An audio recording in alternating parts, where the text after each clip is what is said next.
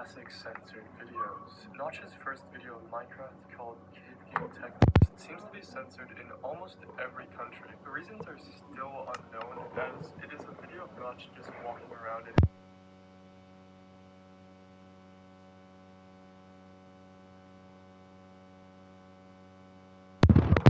Minecraft population that causes spruce trees to generate in the same shape as oak trees if they were at the edge of the snowy biome. Is that the final layer?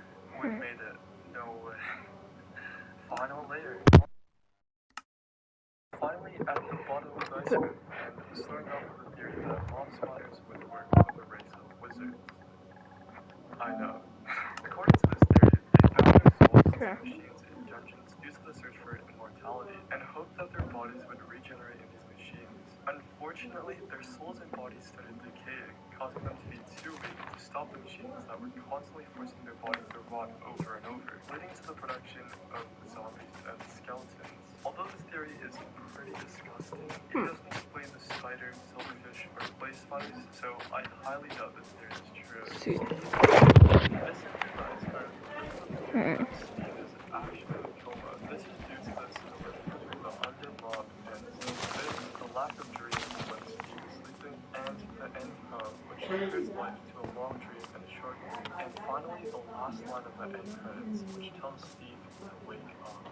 The different Minecraft dimensions may also represent Steve's stages of subconsciousness, in which the overworld representing the present, the nether representing the past, and the end representing the future. Also, this is about to get symbolic, which your English teacher will love. Stages of subconsciousness, in which the overworld representing the present, the nether representing the past, and the end representing the future. Also, this is about to get symbolic, which your English teacher will love. But the final end card of the dragon ends with the dropping of an egg, which is a symbol of creation and rebirth, granting Steve a second chance at life.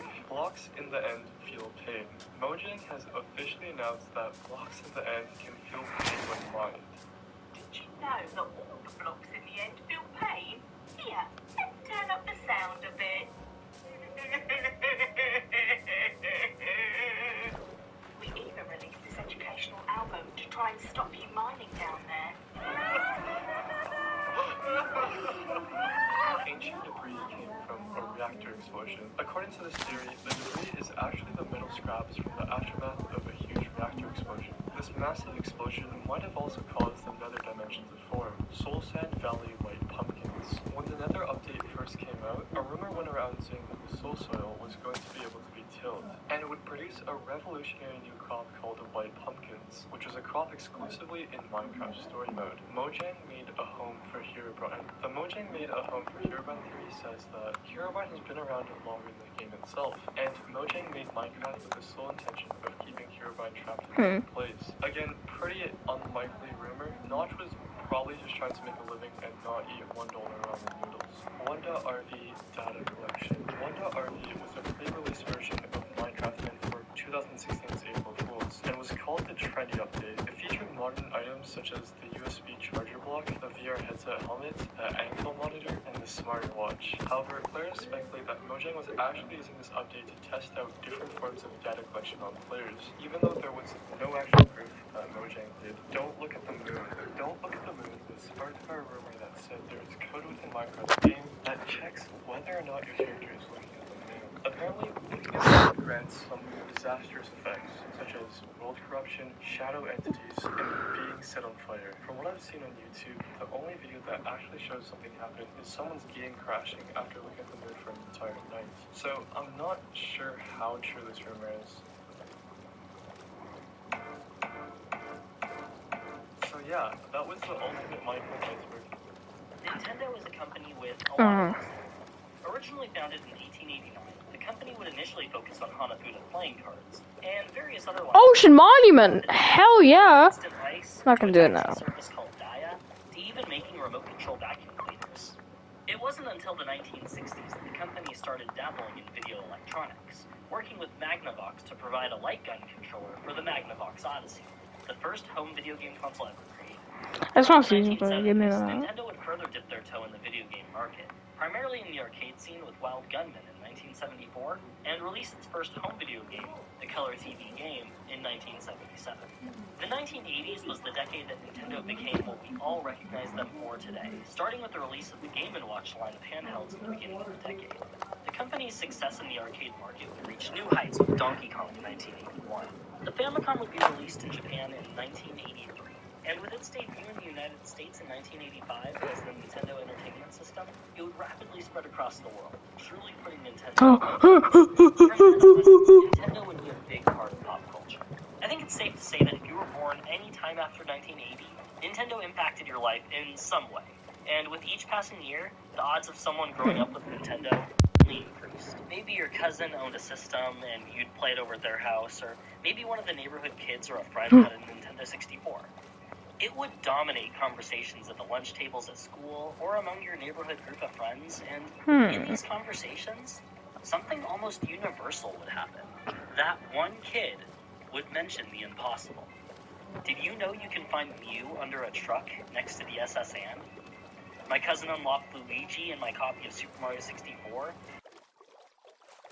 Rumor of the time. And of course, anytime you asked the kid to show you, they'd say they'd have to go home and couldn't have friends over, but at that age, you'd believe them. Games were mysterious back then. Entire worlds on a single cartridge or disc that let you exist in a world that wasn't your own. The possibilities were endless, and to be honest, I wouldn't trade away those hours of fruitlessly hunting down any of these rumors for anything. Jesus All Christ. of this leads us to the Nintendo Iceberg. For those new to Iceberg videos, let me give a quick explanation. An iceberg chart is an image with multiple layers. At the top, we've got the more common or well-known points, and There's as like you make no your way through chest in this layers, one. the points become more obscure and usually focus on lesser-known facts. Or- Some more common and some being inside jokes for the creator. Icebergs are usually created by a single individual, or sometimes multiple people working together to get as many points on the chart as possible, usually through Reddit or a Discord server. Naturally, this means that some points that are obscure to the creators may be common knowledge to others, and vice versa. So, there are bound to be points on the that you may already know Acacia? about, and Biome maybe some alert? at the top that you might not. So, if a point seems out of place to you, that happens to everyone. With that out of the way, I think it's time we begin this deep dive. So, grab a snack, get comfy. This is going to be a long video. Was done burning. Totally wrecked, but at least it's not actively on fire. Gonna be a lot of work to make this thing whole again, but the positive thing is it's kind of cleared out, so I can kind of do whatever I want with it. This will be a lot of work, but I think in the end it'll be totally worth it. But first, I must resupply, so I hopped on Raw Dolphin. And now I'm back. I've got a very important contraption going up today. I'm gonna build an iron farm here at the mansion, and today I'm sourcing the zombie. I got this design off the internet. I'm tearing it down as soon as I'm done with it. I need iron for a rail system that I want to build from the mansion to my main compound. This is not the rail system. This is for abducting villagers. All I'm saying is, how can you feel luxurious in your mansion if you didn't take a rail system to get there? But yeah, that's going to require quite a lot of iron, so I'm going to do the unethical and make an iron farm. In the end, I'll build a monument to the whole ordeal, and I'll feel better about myself. There's going to be a ton of work at this mansion, and the whole time I should be able to farm iron, which should be very nice. Yeah, I got to finish up this iron farm. The mansion